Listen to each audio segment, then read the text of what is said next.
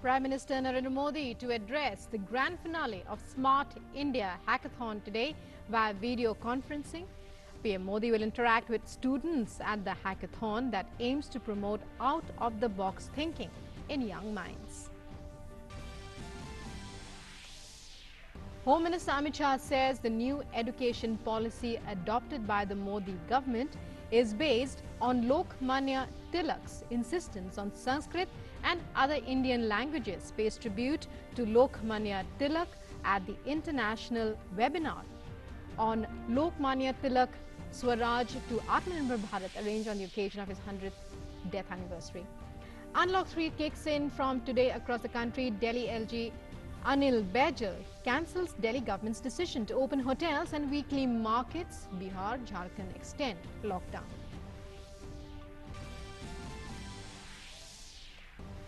Fifth phase of Vande Bharat mission begins from today.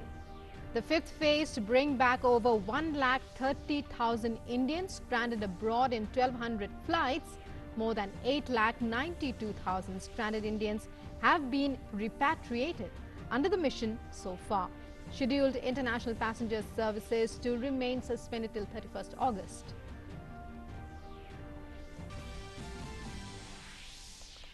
Prime Minister Narendra Modi greets fellow citizens on the occasion of Eid Adha today. Says the occasion should inspire us to create just, harmonious and inclusive society. Namaz being offered in mosques while maintaining social distancing. Hello and welcome to this edition of the news. I'm Lokmanya. Top story. Prime Minister Narendra Modi will today address the grand finale of the Smart India Hackathon 2020 via video conferencing. He will also be interacting with students on the occasion. The Smart India Hackathon 2020 is being held from the 1st to the 3rd of August. The hackathon is a nationwide initiative to provide students a platform to solve some of the pressing problems we face in our daily lives and thus inculcate a culture of product innovation and a mindset of problem solving. It has proved to be extremely successful in promoting out-of-the-box thinking in young minds. The grand finale of the software edition this year is being organized online by connecting all participants throughout the nation together over a specially built advanced platform. More than 10,000 students will be competing to solve 243 problem statements from 37 central government departments, 17 state governments and 20 industries.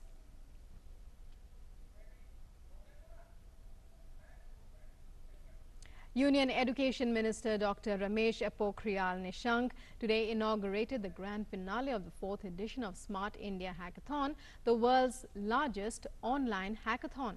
On the occasion, the Education Minister said that the Smart India Hackathon has provided a platform to millions of students of the country to refine their talent.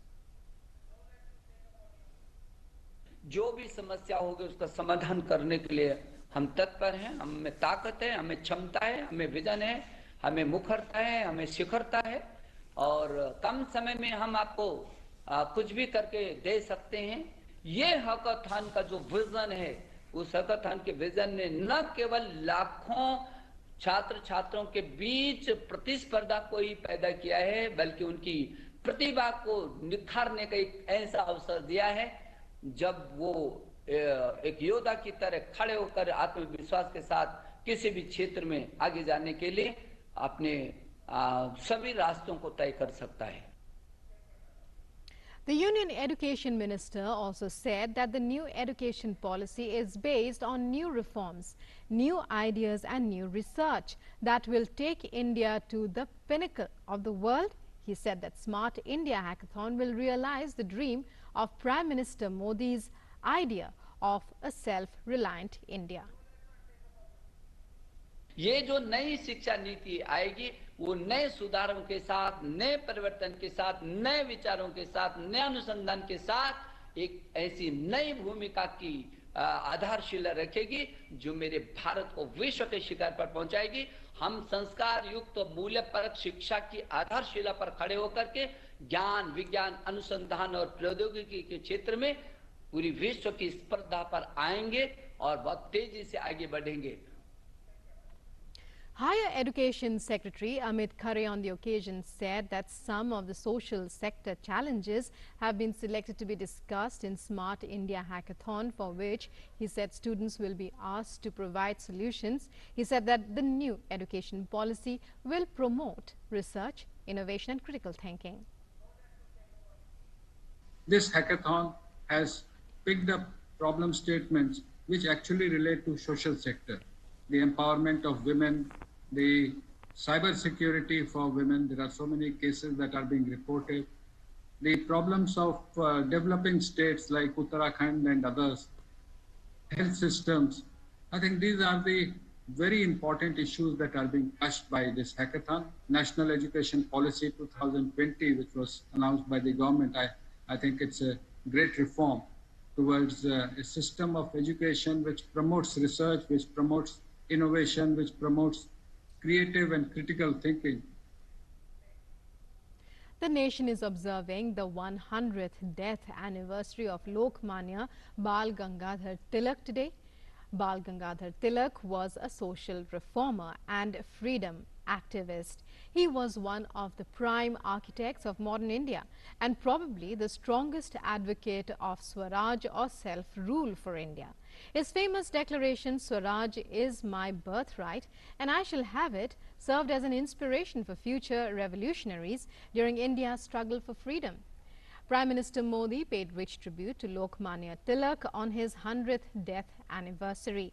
PM Modi said, "India bows to Lokmanya Tilak on his 100th Punya Tithi. His intellect, courage, sense of justice and idea of Swaraj continue to inspire." Union Home Minister Amit Shah today inaugurated the international webinar on Lokmanya Tilak Swaraj to Atmanirbhar Bharat in New Delhi. He also paid floral tributes to Lokmanya Tilak on the occasion. The webinar is being organized by the Indian Council of Cultural Relations.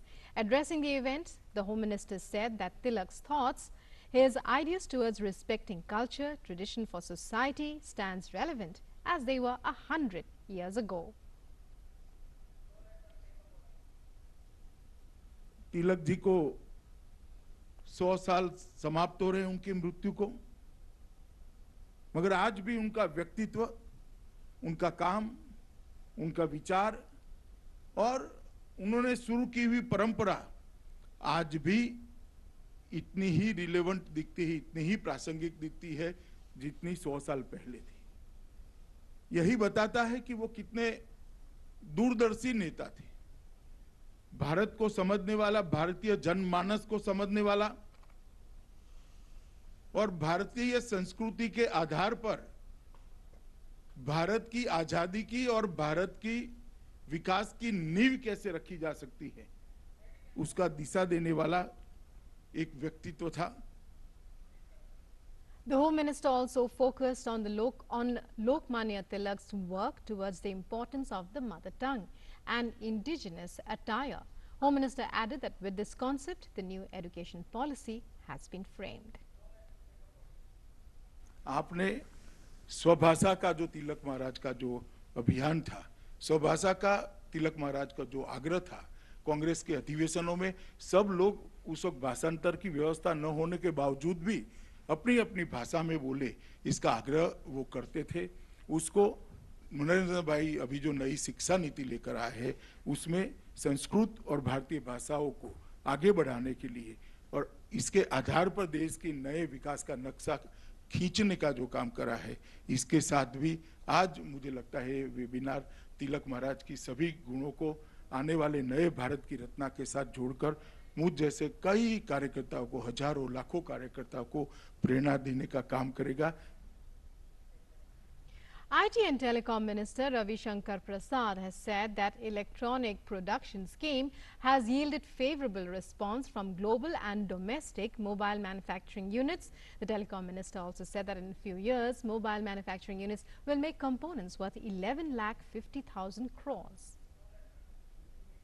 As per the projections given by all these companies, 22 in numbers who have applied,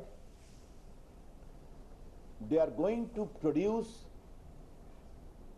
mobile phone and components worth 11.5 lakh crores in the coming 5 years, out of which products worth 7 lakh crore will be exported. They are going to give job to 3 lakh Indian direct job and close to 9 lakh Indian indirect job.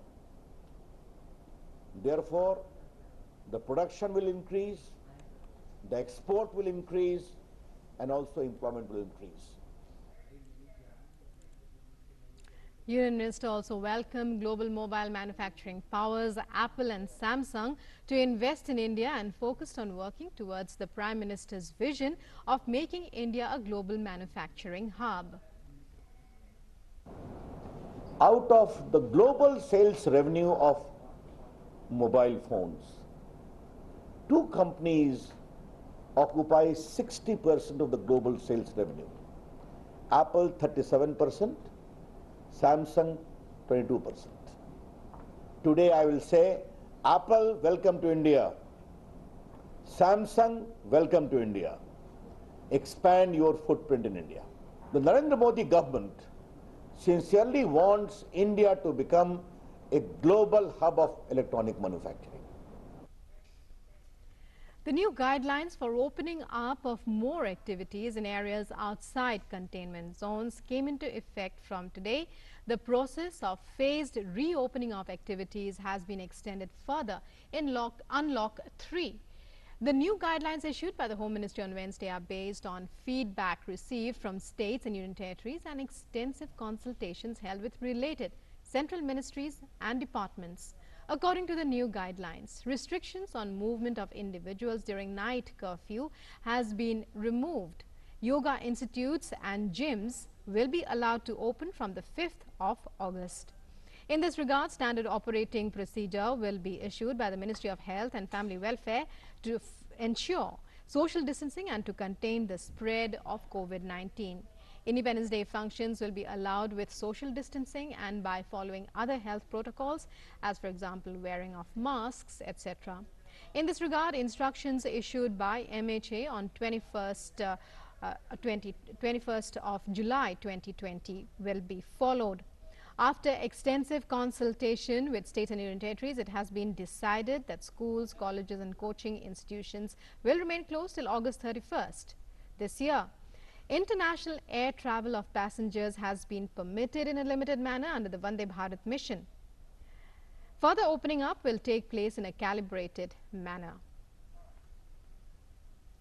Activities which will not be permitted during Unlock 3 include metro rail, cinema halls, swimming pools, entertainment parks, theatres, bars, auditoriums, assembly halls and similar places, social, political, sports, entertainment, academic, cultural, religious functions and other large congregations. Vulnerable persons, that is persons above 65 years of age, persons with comorbidities, pregnant women and children below the age of 10 years are advised to stay at home except for meeting essential requirements and for health purposes. Delhi Lieutenant Governor Anil Baijal has rejected the Delhi government's decision to allow hotels and weekly markets under Unlock 3. However, the proposals regarding opening of hotels and hospitality services and opening of weekly bazaars has been deferred only for the time being. It will be reviewed by the State Disaster Management Authority later. Another proposal to allow patriwalas to operate for longer hours from today has been approved.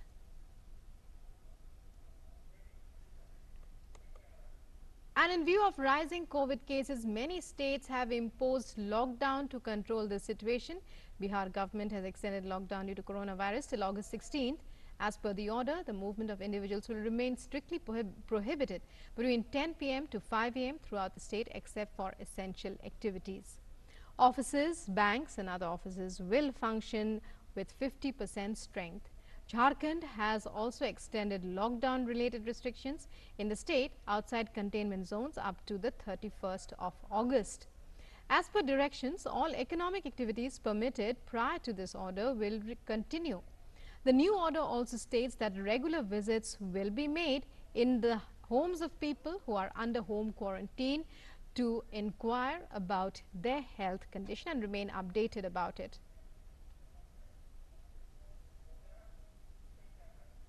In Uttar Pradesh, weekend lockdown is being observed today and tomorrow. During the weekend lockdown, malls and shopping complexes will remain closed, while all essential grocery and medical stores will be open. The UP government has also allowed doorstep delivery. Banks, hospitals and emergency clinics will also remain functional. The weekend lockdown has been imposed to conduct sanitization and disinfection procedures at markets and other public places. And the fifth phase of the Vande Bharat mission began from today to rescue Indians stranded abroad. This phase will continue till 31st August 2020.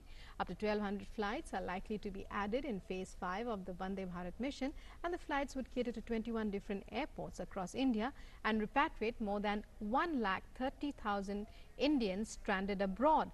More than 8,92,000 stranded Indians have been repatriated under the mission. Under Vande Bharat mission, in total, Air India and Air India Express have airlifted over 2,67,000 stranded passengers, and other charters have airlifted over 4,86,000 stranded passengers in the period 6th May to 30th July 2020. India has also signed transport bubble agreements with the United States, France and Germany. Recently, transport bubble agreement was also signed with Kuwait to uplift stranded passengers to and from India.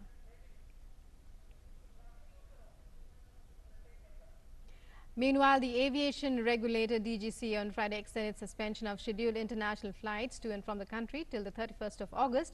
However, this restriction will not apply to international all-cargo operations and flights specially approved by the DGCA. Earlier, DGCA had on July 3rd extended the ban on international flights until July 31st after they were suspended till July 15th.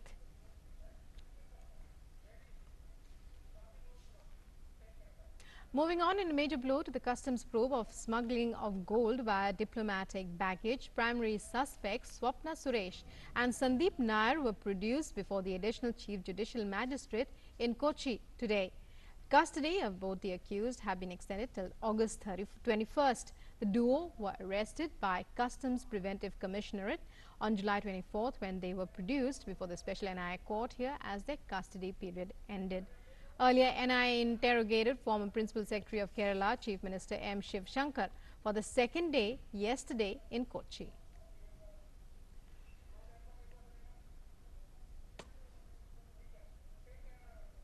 And let's now take a look at COVID-19 updates from across the country.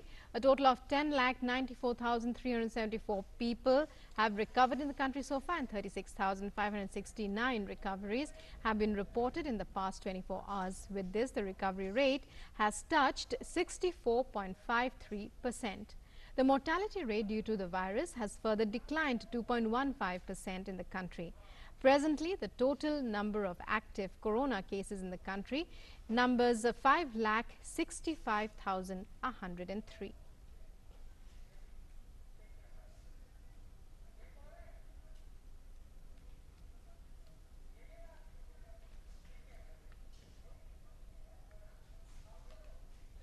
And let's now take a look at global COVID updates. COVID-19 cases continue to rise across the globe.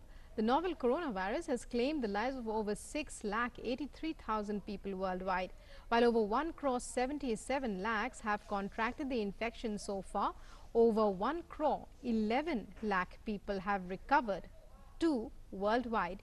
The United States and Brazil remain the worst affected in terms of infections and fatalities. The US has so far recorded over 47,05,000 cases and over 1,56,000 deaths. Brazil has crossed the 26 lakh mark and recorded over 26,66,000 infections and over 92,000 deaths. Again, Mexico has become the country with the third most COVID-19 deaths in the world. Behind the US and Brazil, Mexico now has had more than 4,24,000 confirmed corona cases, while over 46,000 people have lost their lives here so far.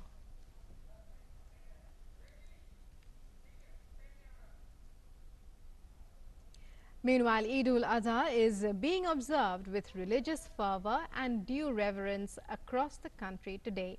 However, no mass congregations were held either in Eidgahs or grand mosques in most places in view of coronavirus-related measures. Authorities have also issued guidelines advising people to offer congregational prayers for Eid at home. The faithful offered Eid prayers in local mosques and at their homes in compliance with lockdown norms and guidelines issued to contain the spread of the virus.